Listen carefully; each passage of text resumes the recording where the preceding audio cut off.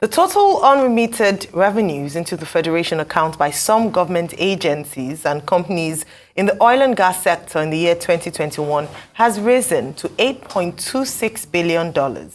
That's according to a report on the oil and gas industry by the Nigeria Extractive Industries Transparency Initiative. Arise correspondent Georgina Ndukwezi-Anyika has more. Just 2 weeks ago, the Nigeria Extractive Industries Transparency Initiative, NEITI, made public its industry report on the solid mineral sector. Now, this time around, statistics on how much the oil and gas industry has generated for the country, as well as what remains unremitted to the government coffers for the year 2021, has again been unveiled by NEITI. And we are here today to support NEITI and you to also support NEITI to make sure that we continue to bring out accountability and transparency, probity in our doing business, to invite foreign direct investment. The focus of this report is on public disclosure.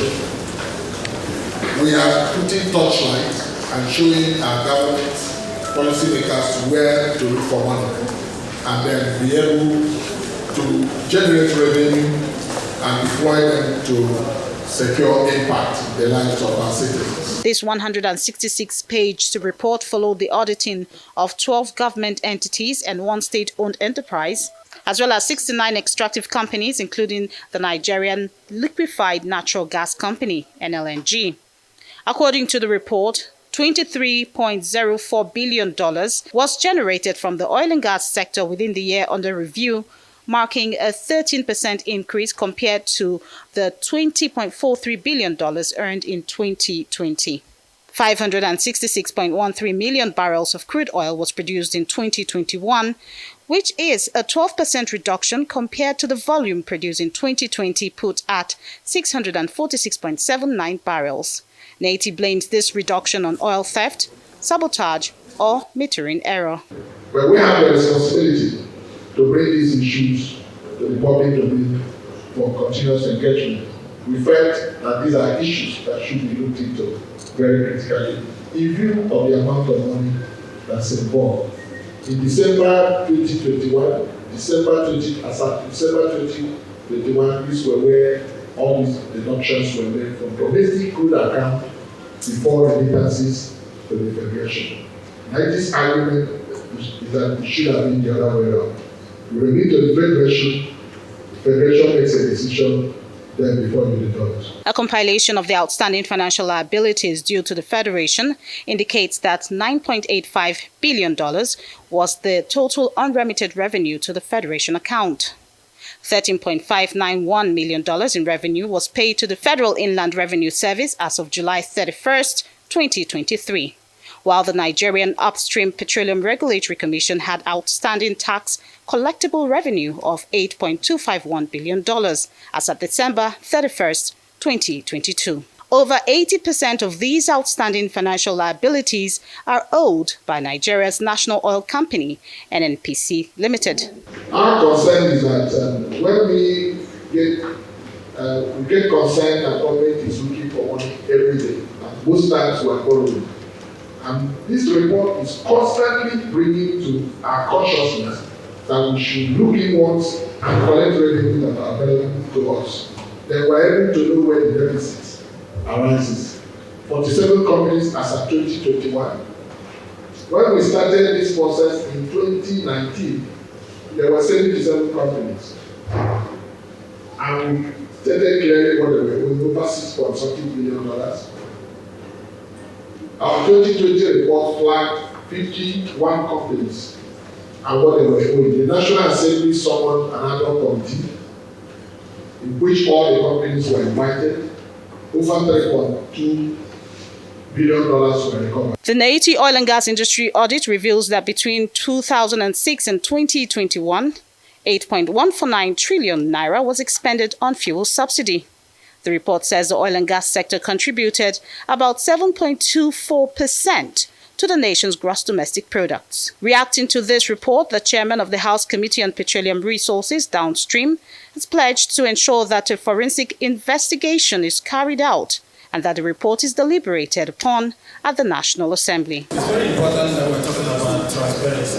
And here you still see, even with the P&A transactions that are not in line with the requirements of transparency, we do everything possible to ensure that this report is implemented to help the government raise revenue. The agency says the data in this report provides a critical tool that will drive Nigeria towards sound financial strategies and responsible resource management. Georgina Ndukwezainka, Arise News.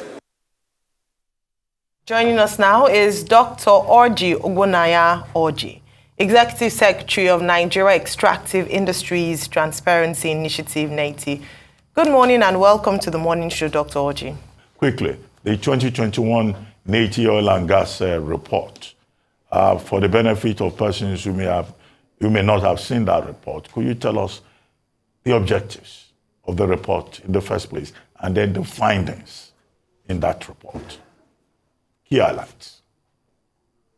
Well, thank you very much, and thank you very much, the entire crew, Ayo, Rufai, and Ruben.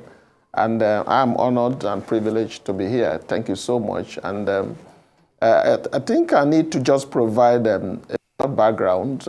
In 2004, Nigeria was among the first countries to join the Global Extractive Industry Transparency Initiative.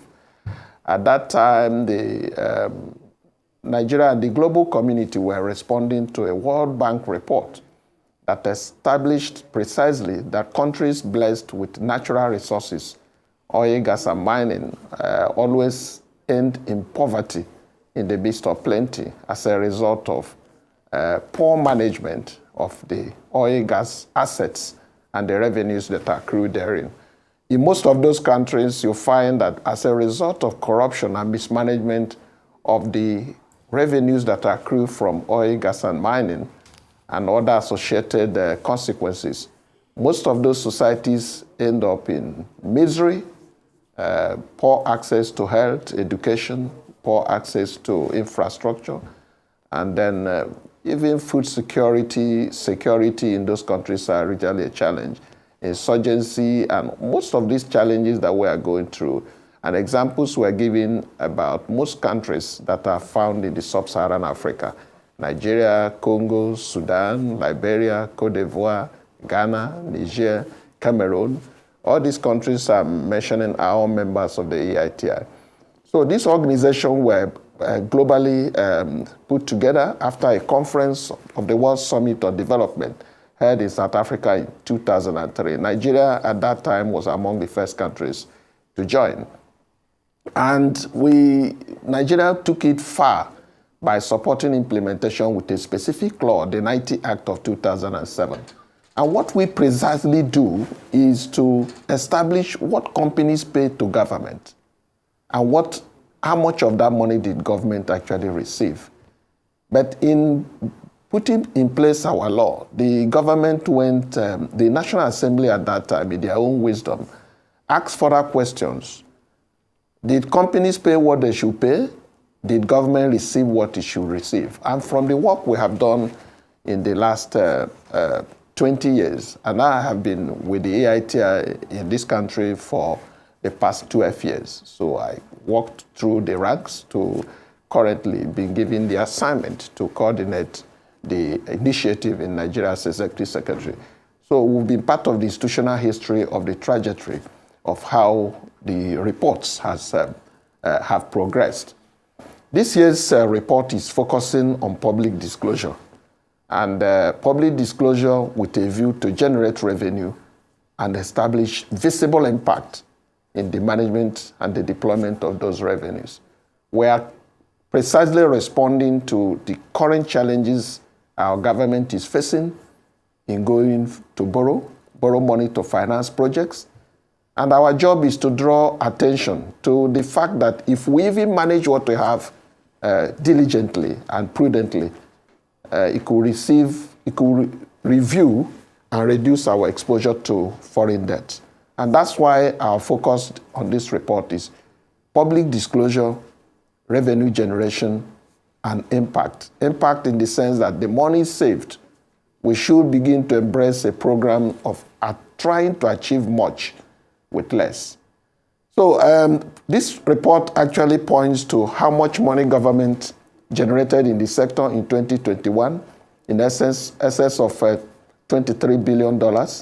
It also provides information on remittances to the Federation account. Only about over 13 billion was remitted. And then we went further to find out between what is generated and what is remitted, what is the gap? And we found out that there are monies generated, but were not remitted. And we looked at what the law says, the Constitution, that gives us the impression that every money generated should go to the Federation account first, properly appropriated before disbursements. So those are the issues. And we also looked at the production that led to the kind of money that came in. We looked at what the report generated generally, what is contribution to export, to our country's export earnings, which is in excess of 76%. And then what did the sector contribute to our GDP? About 7.4%. And then to our total revenue earnings 7.4%. And to our GDP, we looked at all that. So these are the issues that came up. We only looked at the issues of crude theft that have resulted in the kind of challenges that we face in the contribution to employment. How many people are working in the sector? Over 19,000. And then we looked at what companies remitted as at and when due, what government received, where did the money go? Did government actually get all the money that were remitted, that were earned? What exactly were the variances? Those are the things that our report provided. It's a 166 report, and with all the appendices that supports our argument. And I need to say that our report is not that kind of audit that people are familiar with. We designed a suite of templates that we request all the agencies, in this particular instance, 69 companies that paid royalty in excess of $5 billion. If you have not been able to come up to be able to pay royalty in excess of $5 million, I mean, the NEITI report will not take care of. We are not interested in companies that pay less, so that we're able to have a materiality threshold. And secondly, 12 government agencies that either receive, manage, or take custody of extractive sector fund, Office of Accountant General of the Federation, Central Bank of Nigeria, FRS, UPRC, NNPC, and several others were also covered. So that what did these 69 companies pay? What did these agencies receive? We convened a reconciliation meeting, most times in the various venues where these companies operate. And then they're able to do reconciliation with proof.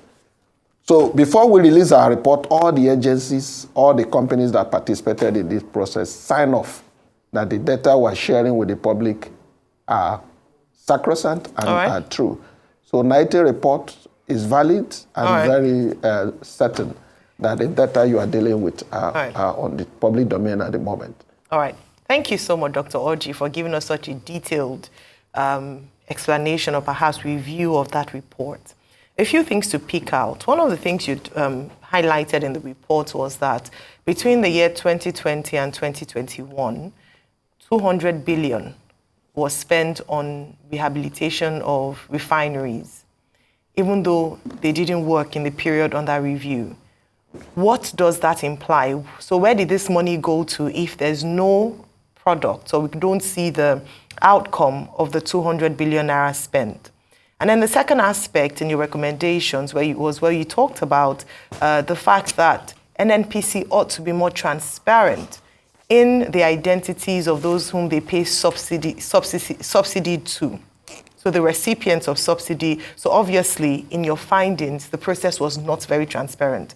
How do we, I mean, now the president has said subsidy is gone, so hopefully no payments are being made. But in looking back to address issues of leakages where, there are cases of corruption, how do we identify these people that received subsidy monies in the last few years, from 2020 to 2021, and which your report covers, and subsequently before the end of subsidy?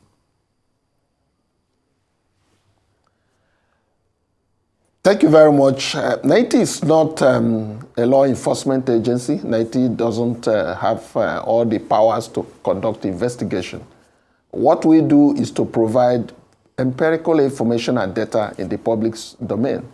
And the EITI requirement which Nigeria signed on to globally requires that when this information is provided in the public domain, the citizens, the civil society, the media, legislature should dissect this information and use the pieces of information and tools we have provided to hold government and companies accountable, because it's a coalition. You asked the informed question. We have not said anybody has stolen money. No. You made a very specific question of 200 billion spent on refineries. NEITI looked at the whole expenditure, looked at the state of the refineries, and we raised an issue. And if this kind of money has been spent, why are the refineries not working? We made our recommendation. And it is now the responsibility of the government and the various other arms to take it off from there. Because when we produce our report, the law requires us to send the report directly to the National Assembly.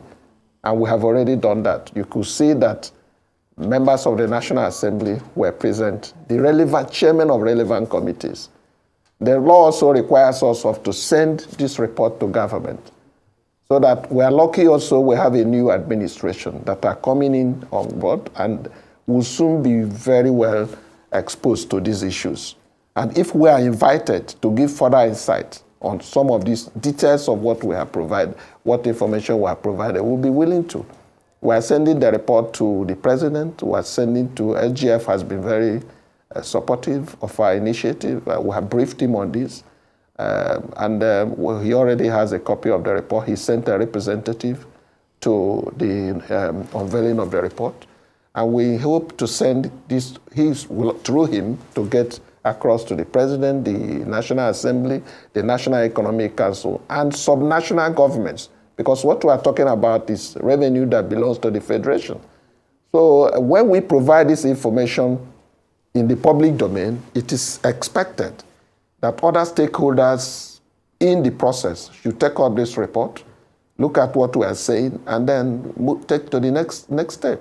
Ours is to be available when invited to provide further insights where necessary, and we take it off from there.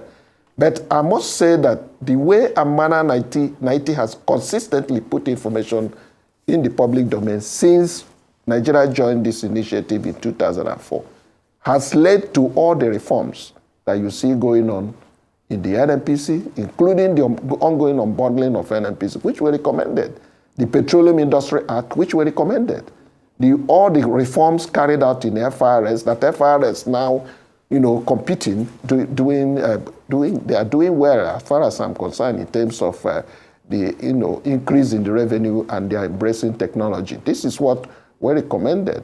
At that time, Ifeanyi Omogui, who led the reform in FRS, was a member of NEITI board. FRS is on our board, NNPC is on our board, and the oil-producing companies, major companies, are also on NEITI board. The oil-producing trade section of the Lagos Chamber of Commerce. It's a coalition of government, civil society, and the companies. So the report you see is a product of a collaboration between the three agencies. But what we are providing is what government may not be aware of and where we can find money.